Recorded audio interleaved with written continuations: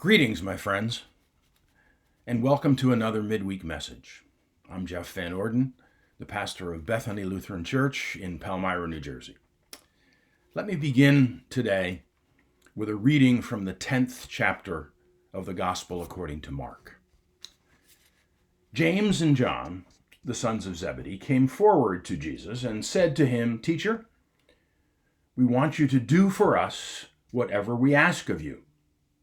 And he said to them, "What is it you want me to do for you?" And they said to him, "Grant us to sit, one at your right hand and one at your left, in your glory." But Jesus said to them, "You do not know what you are asking. Are you able to drink the cup that I drink? Or be baptized with the baptism that I am baptized with?" They replied, "We are able." Then Jesus said to them, "The cup that I drink you will drink, and with the baptism with which I am baptized you will be baptized. But to sit at my right hand or my left is not mine to grant, but it is for those for whom it has been prepared." When the 10 heard this, they began to be angry with James and John. So Jesus called them and said to them, "You know that among the Gentiles, those whom they recognize as their rulers lord it over them, and their great ones are tyrants over them. But it is not so among you. But whoever wishes to be great among you must be your servant, and whoever wishes to be first among you must be slave of all. For the Son of Man came not to be served, but to serve, and to give his life a ransom for many." I'm reminded today about how different life has become for all of us as we continue to do whatever we can to limit the spread of coronavirus. We're all working differently, playing differently, communicating with our friends and family in a different way. And on this first day of April, most likely resisting any temptation to pull an April Fool's prank, at least not one that has any connection to COVID-19. Robert Nicholson, writing in an article recently published in the Wall Street Journal, argues that the pandemic has remade everyday life and wrecked the global economy in a way that feels apocalyptic.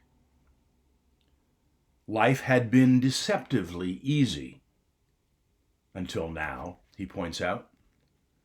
In the past 200 years, humanity has truly taken off.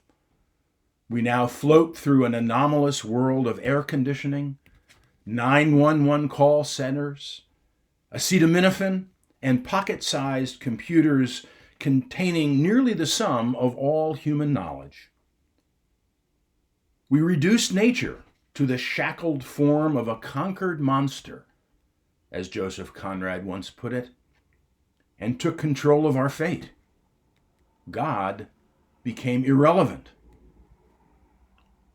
Nicholson concludes his article with a very interesting question. Will Americans, he asks, shaken by the reality of a risky universe, rediscover the God who proclaimed himself sovereign over every catastrophe? Obviously, no one knows the answer to that question. Churches, ours, and many others are using modern technology like YouTube and Zoom to try to stay connected, while the doors of our physical meeting places are closed. And no one knows if our sanctuaries and temples will be full once the crisis has abated and life goes back to normal. Indeed, no one exactly knows what normal will be like a year from now. Jesus' disciples were facing a similar dilemma as the reality of his impending death began to sink in. They knew their life would not be the same without their friend and teacher, Jesus, at its center. They knew that they wanted to continue to follow his teachings and obey his directives. They just weren't sure how that would be possible. In the text I read a moment ago, James and John, brothers and two of Jesus' closest friends, were arguing with each other and the other disciples over who would sit at his right hand and his left in his kingdom. This argument, as best we can tell, takes place a day or so before Jesus entered Jerusalem for the last time. Jesus' response is worth hearing again. Whoever wishes to become great among you must be your servant, he says. And whoever wishes to be first among you must be slave of all.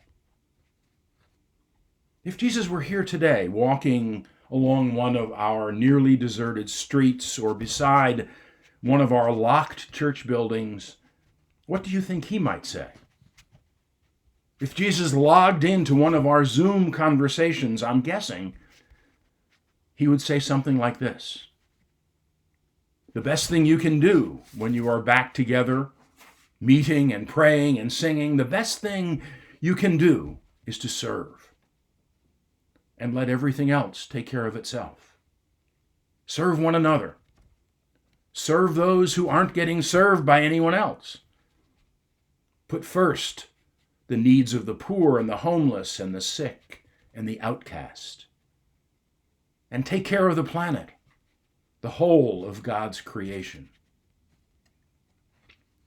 On the 11th of September 2001, life in America changed.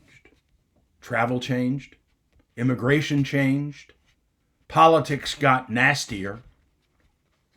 Nearly 3,000 people died that day. And deaths since the start of the coronavirus outbreak in the United States have already exceeded that 911 amount, and the predictions about the number of our neighbors who will die before this is over are too horrible to comprehend. So make no mistake about it. Our life is going to change. I hope and I pray that when we look back one day and mark time as before the pandemic and after the pandemic, we'll remember those simple words of Jesus and recognize that if we want the church to be relevant in the years ahead, we will, first and foremost, find ways to serve. Will that be the beginning of a new great awakening? It's impossible to know. We'll need to leave that to God. But if this difficult time causes us to reaffirm our servant role, then we will have gained enough. Please pray with me. Eternal God, amid all the turmoil and changes of the world, your love is steadfast and your strength never fails.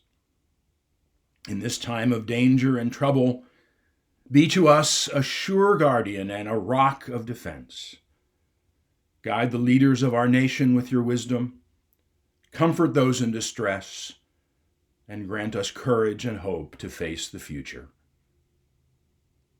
Amen.